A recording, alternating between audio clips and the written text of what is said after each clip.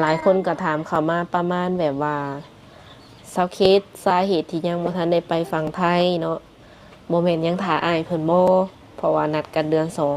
2ก็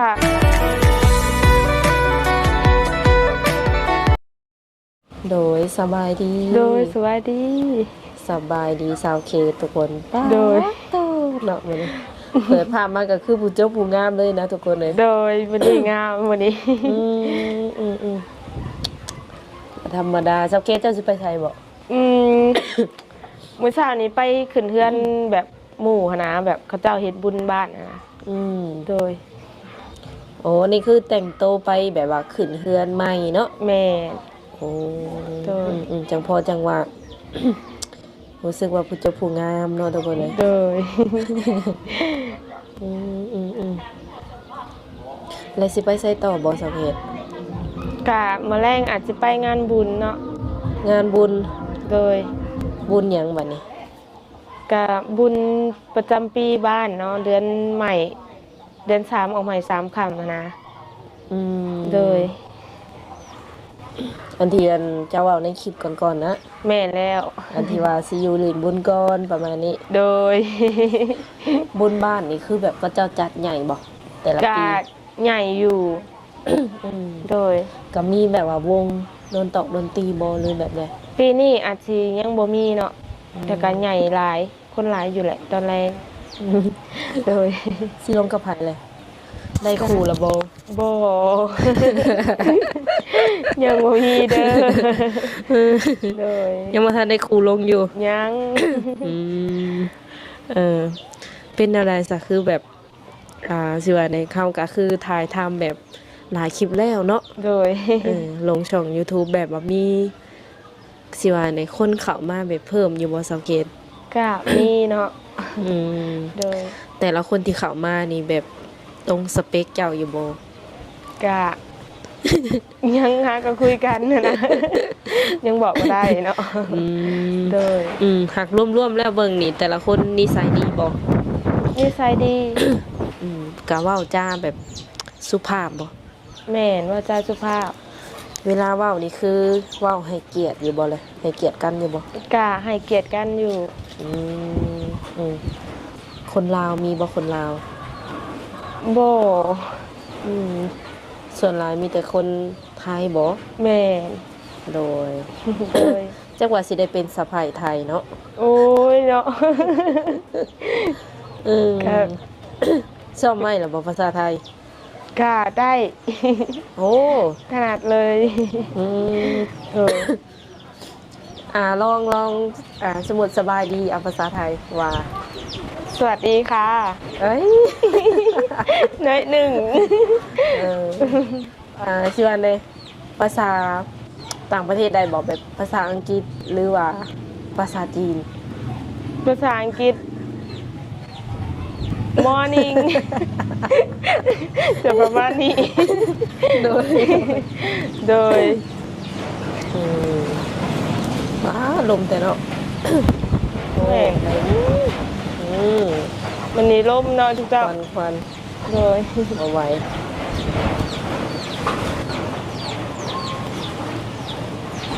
ลมสำใดก็คือยัง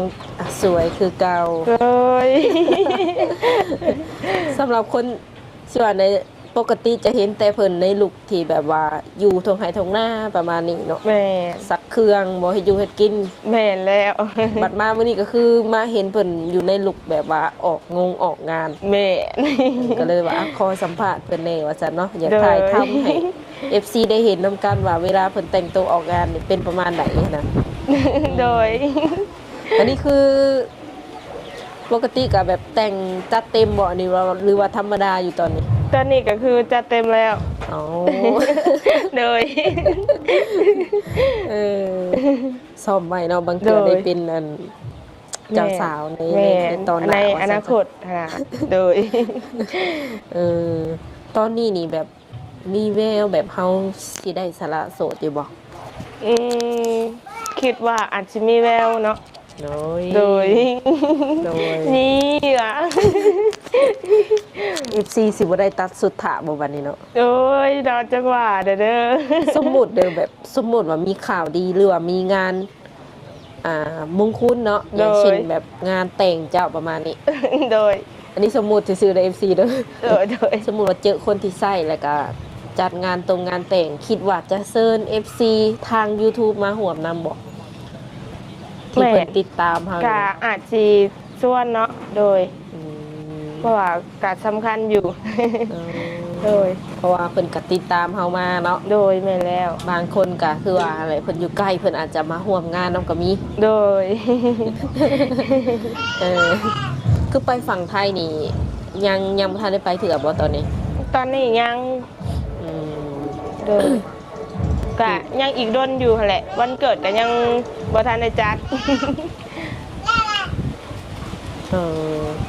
ก็คิดว่าจะจัดอยู่ในบ้านบ่ปีนี้ อาจสิจัดอยู่ในบ้านเนาะ เออแต่ละปีนี่แบบว่าพ่อแม่เพิ่นก็เชื่อในได้จัดอยู่เพื่อนน้ำพ่อน้ำแม่อยู่บ่สักเฮ็ด แม่นแล้ว โอ้กับแบบว่ากินแบบกินโค้งกินเค้กแบบพร้อมหน้าพร้อมตากับแม่กับพ่ออยู่ โดย อืมพ่อแม่นี่เพิ่นถามอยู่บ่เรื่องลูกคงลูกเคย โอ้ยเพิ่นก็อยากให้ถามอยู่เนาะ โดย อืมคือเฮานี่เปิดใจมากับสิใกล้ครบปีแล้วติบ่ แม่นใกล้แล้วเดือนหน้านี่ก็แม่นครบปีหนึ่งพอดี โอ้ โดย ได้หยังแหน่จากการแบบเปิดใจ อืม ได้ประสบการณ์อยู่บ่ เว่าตรงๆก็คืออาจจะได้ประสบการณ์เสียใจหลายกว่า เนาะ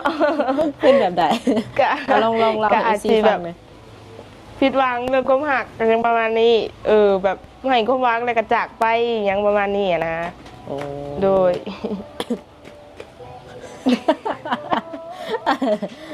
ลูกสาว เออ ประมาณนั้นหลายกว่า โดย นอกจากแบบว่าส่วนไหนได้เห็นหลายๆ มุมหลายๆ มองของหนุ่ม แม่นแล้ว โดย ๆหรือว่าแต่ละคนมีนิสัยประมาณเดียวกันบ่เลย บ่แตกต่างกัน อืม โดย เจ้าก็ได้เฮียนหู้ แม่น อ่า ประสบการณ์ โดย ว่าผู้ชายประมาณนี้นิสัยจะเป็นประมาณนั้นเนาะ แม่น โดย อ้าวถ่ายคลิปอยู่โดยคนอยากหยอกเนาะทุกคนเลยคิดว่าจะสมมติว่ายังบ่มีคนที่ว่าพร้อมชัดเจนกับเจ้าเนาะเจ้าก็ โดย คิดว่าเนี่ยแหละก็สิเปิดต่อบ่ ก็อาจจะยังเปิดไว้คือเก่าเนาะ อืม โดย บัดนี้คันเจอคนที่ว่าเพิ่นพร้อมเลยได้สักเฮ็ดบ่ว่าเพิ่นสิมาน้ำหลังก็ตาม แต่ว่าเพิ่นก็ติดตามเจ้ามาแต่โดนเนาะ โอ้ ติดตามเจ้าไปหันไปหนีเพิ่นกับเบิ้งเราในคลิปในอย่างจังซี่นะ โดย ทักมาปุ๊บอยากได้ปั๊บได้จ้ะอยากได้เป็นเมียนี่นะ บ่ คิดว่าแนว จัง ใด จังหวะ กันต้องเว่ากันอีกเถื่อหนึ่งได้ขอแบบว่าหายมาแบบมาแบบตู้ข่อยแบบบ่ได้สัมภาษณ์หยังเลยเป็นกับแบบโอ้ตกใจอยู่นะเนาะ อ๋อคือสมมุติว่าเพิ่นพร้อมที่จะเอาอยู่แต่เจ้าก็ต้องขอคุยก่อนบ่ประมาณ แม่นก็คืออยากรู้จักกับเพิ่นก่อนหั้นนะว่า ไปแอบอยู่ไสอิหยังประมาณนี้อยากถามก่อน โดย เออเลยสิ่งที่แบบว่า เจ้ามักในตัวตนของผู้ชายคนหนึ่งเนาะแบบว่าเบิ่งจากใสของกระเจ้า เบิ่งจากการใส่ใจแล้วก็คำเว้า โดย อยากให้เป็นคนแบบเสมอต้นเสมอปลายหั้นนะ โอ้ โดย คือยกตัวอย่างว่า แบบใด แบบใจดีทำอิดกับใจดีเลยกะโดนๆไปก็อยากให้ใจดีประมาณนี้บ่ แม่น หรือว่าให้ทำอิดก็อยากให้ให้เลยสิบ่ บอกแบบว่าเฮ็ดโตวปกติหั้นนะ แต่ว่าเฮาก็สิเป็นคนแบบตัดสินเองหั้นนะว่านิสัยใจคอเพิ่นเป็นแนวนี้หั้นนะ อืม โดยขอถามอัน การบอกการจาจะ แม่น อืมคือแบบว่าสมมุติว่าเพิ่นเว้ามาเนี่ยเฮาเบิ่งออกจังซี่บ่ ข่อยคิดว่าข่อยก็เบิ่งคนออกคือกันในการคำเว้าอะนะ อืม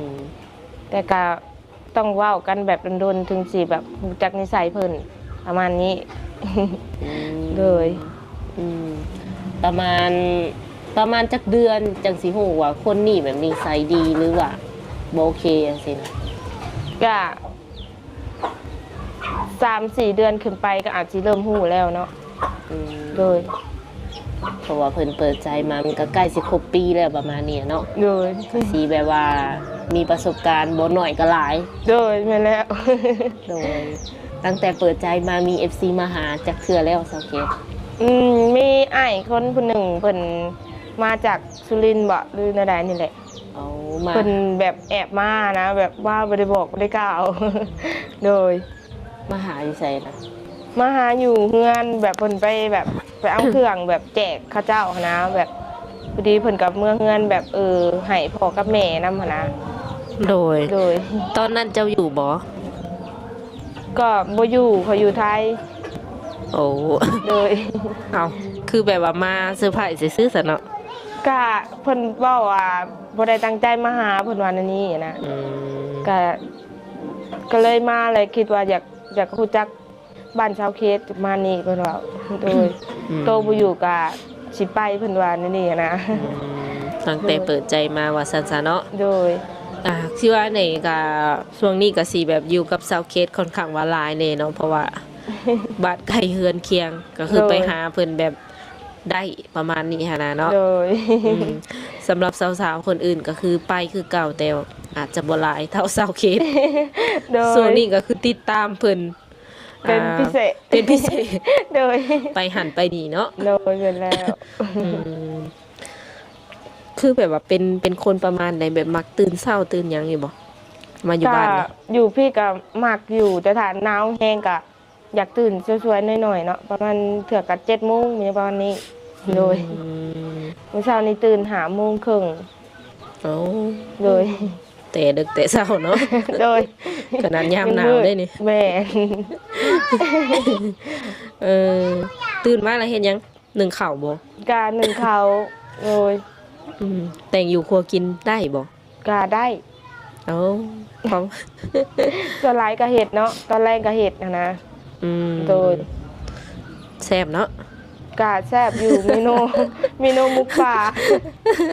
โดย แซ่บอยู่ว่าซั่น แม่ เออเฮ็ดเองก็ต้องเอาส้ม แซบเอง เออ แม่ แซ่บเอง อืมอยู่บ้านนี่ม่วนอยู่บ่ ก็ม่วนเนาะหมู่หลายอยู่นะ อืม โดยไปหาหลินน้ำหมู่ม่วนแฮง โดย บ่เหงา ถ้าอยู่ไทยแล้วเหงาแบบเฮ็ดงานบางทีเมื่อยกลับห้องก็เหงาแหละ อืม โดย คืออยู่ฝั่งนั้นนี่แบบบ่ค่อยได้ไปเที่ยวบ่ บ่ได้ไปเลย เป็นแนวใดสถานที่เพิ่นออกจะละแบบหลายอะนะ ก็หลายแฮงแต่ว่า อืม บ่มีเวลาไปบางทีเฮ็ดงานได้เลิกมาแล้วเมื่อยแล้วก็อยากนอนนี่ฮะ โอ้ โดย คือเจ้าอยากพักผ่อนประมาณนี้ แม่น โดย เพราะว่าตื่นแต่เช้าได้สักเฮ็ดงานกะ อืม เลย ก็มี FC อีกอย่างทักเข้ามาแบบก็เพิ่มเข้ามาอยู่ประมาณนี้เนาะ โดยมาแล้ว อืมสองทางติดต่อกันยังคือเก่าบ่ตัวเก่า แล้วใดก็ หมายถึงสองทางติดต่อสอบเขตนี่ยังตัวเก่าบ่ กะโต๊ะเก่ามาแล้ว โอ้ โดย หลายคนก็ถามเข้ามาประมาณแบบว่าสาวเคสสาเหตุที่ยังบ่ทันได้ไปฝั่งไทยเนาะบ่แม่นยังท่าอ้ายเพิ่นบ่เพราะว่านัดกันเดือน2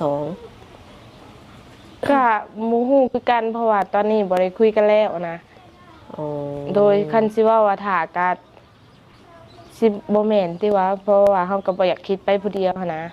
อืม โดย อืมในใจลึกๆตอนนี้เด้ซะยังสาวบ่หรือตัดสินใจได้แล้ว กะบ่ฮู้คือกัน แต่ว่าข่อยก็อยากเฮ็ดให้แบบบ่ต้องเศร้านะบ่ให้ตัวเองเศร้า อืมหัก โดย แสดงว่าในใจลึกๆก็ยังคิดอยู่ ก็คิดแน่แหล้วเนาะ อืม โดย สมมุติว่าอ้ายเพิ่นมาแบบเซอร์ไพรส์เนาะในใจลึกๆเพิ่นอาจจะแบบว่ามาแบบเซอร์ไพรส์แสดงว่าเจ้าก็กลับไปเอาได้เนาะบอก มันก็ต้องว่ากันอีกเทื่อหนึงอะนะ เพราะว่า ตอนนั้นก็มีปัญหากันแล้วอะนะ อืม โดย เพราะว่าบางคนก็ว่าสาเหตุที่บ่ไปฝั่งไทยนี่คือยังถ่าอ้ายเพิ่นอยู่เนาะเพราะว่านัดกันเดือน2 โอ้ แม่นแล้วว่ะ ก็คิดว่าจังซั่นเนาะ เออ โดยตั้งแต่มื้อนั้นจนฮอดมื้อนี้ก็คือเศร้าติดต่อแล้วแม่นบ่ เพิ่นบ่ได้แซดมาแล้วเงียบไปเลยนะ เจ้าบ่ได้เสร็จไปบ่ซะ บ่ข่อยบ่กล้าได้คันเพิ่นเงียบกันแล้วเลยแหละ อ๋อ ข่อยก็แบบเป็นคนแบบบ่อยากจุกจิกจุกจิกไผอะนะแบบเว้ากับคันเขาสบายใจเขาก็ให้เขาเว้าคันบ่สบายใจก็บ่เว้าก็บ่เป็นหยังหันนะ อืม ข่อยผัดเป็นคนแบบว่าคันเงียบข่อยก็เงียบนำหันนะก็สิประมาณนั้นโดย คือบ่โทรไปแบบว่าถามไทยอิหยังประมาณนี้ บ่กล้าโทร เออ โดย บ่กล้าว่าซั่นซะยันรบกวนเพิ่น แม่นยันเพิ่นเฮ็ดเวียกเฮ็ดงานแล้วเพิ่นบ่มีเวลาให้เฮามีหยังประมาณนี้อะนะ อันนี้คือคิดไปเองก่อนเนาะ กลับมาพูดกันเลยเนาะไม่ใช่ว่าใดๆคือว่าแบบหายไปเลยอะนะกับโบมีคำตอบคือกันนะ มันแบบว่าหลายคนก็คือแบบก็คิดอยู่เนาะแบบว่าสิเขามาจีบดีบ่บางซี่นะเพราะว่าบางทีอ้ายเพิ่นมาเซาเคสปัดอาจจะตัดสินใจปุบปับคบกับอ้ายเพิ่นต่อประมาณนี้ แล้วคนเขามาจีบก็คือจะเสียเวลาซื่อๆนะ เออ เจ้าคิดว่าแนวใดซะ ก็ สมมุติว่าคนเขามานำหลังนี่เพิ่นแบบสามารถแบบสิว่าในเฮ็ดให้เจ้ามักได้จังซี่นะเจ้าคิดว่าจะไปเลยบ่หรือว่าจะกลับหาคนเก่า มันกับโมหูคือกันนะ ตอนนี้มันก็อยากฆ่าอยู่ได้ อันนี้ โดยเพราะว่าสมมติว่าคนใหม่เขามาเนาะเฮาก็ยังโมหูนิสัยเพิ่นแท้นะยังจักสิบอกใดๆเนาะเพราะว่าเฮาก็ต้องใช้เวลาในการคบหาดูใจกันอย่างประมาณนี้ อืม โดย บัดสำหรับคนอายคนเก่าเนาะที่ว่าเพิ่นคุยกับเจ้าอยู่แล้วนี่แสดงว่าฮู้จักนิสัยกันพอสมควร แม่น เป็นอีหยังที่ว่าตัดสินใจยากเนาะและก็ยังบ่ทันได้คำตอบเทื่อ แม่น เนาะสรุปแล้วก็คือยังบ่ทันได้คำตอบ โดย เพิ่นยังอยู่ระหว่างกลางตัวนี้ค่ะ แม่น การว่าสิไปเลยก็คือยังมีความรู้สึกดีๆ ประมาณนี้เนาะเพิ่นเบิ่งเจ้าเลย โอ้ บ่เป็นหยังเนาะสรุปแล้วก็คือ ตอนนี้ก็ยังโสดคือเก่า โดย ยังบ่ทันได้แบบใกล้จะมีข่าวดีเนาะ โดยมาแล้ว ในใจอยากมีไวหรืออยากมีซ่า ซาหรือไว้กับหมูหูคือกันแหละแต่ว่ามันต้องแบบให้แบบ ต้องลงกันได้ซะก่อนยังประมาณนี้อะนะ โอ้ย โดย อยู่ที่คนคุยบ่เสาเกต แม่นคิดว่าอาจจะอยู่ที่กับคนคุยหรือว่าคนสองคนน่ะนะ เนาะ โดยอยากให้มันแบบ สมมติว่าบ่สมหวัง กับผู้เก่าหรือว่าคนที่แบบเขามาก่อนแล้วยังประมาณนี้นะถ้ามาใหม่แล้วเฮาแบบคบกับคนใหม่ต่อกะ อาจจะค่อนข้างใช้เวลาคือกันนั่นแหละ โดย อืมเวลาเป็นเครื่องพิสูจน์ว่าซั่นจ้ะ แม่นแล้ว อืม โดย โอเคซะเนาะก็สิขอโอ้ลมกับเพิ่นประมาณนี้ก่อนทุกคนเลย โดย ยังสิลงไปทำบุญตะแรงบ่ ก็อาจจะเลยลงเนาะ โดย ก็สุดท้ายนี้ก็บ่มีหยังหลายเนาะก็สิขอมอบเงินให้เพิ่น100,000 กีบเนาะทุกคนก็เป็นเงินทางผู้ใหญ่คือเก่าเนาะที่ว่าเพิ่นผู้ใหญ่ใจดีที่ว่าซัพพอร์ตช่อง YouTube สาวบุญเปียงคือเก่าหั่นแห โด ละเนาะ ย ก็สิสิว่าได้ร่วมทำบุญนำเนาะบางทีลงไปตอนแรงได้เฮ็ดบุญเฮ็ดหยังเนาะ โดย โดย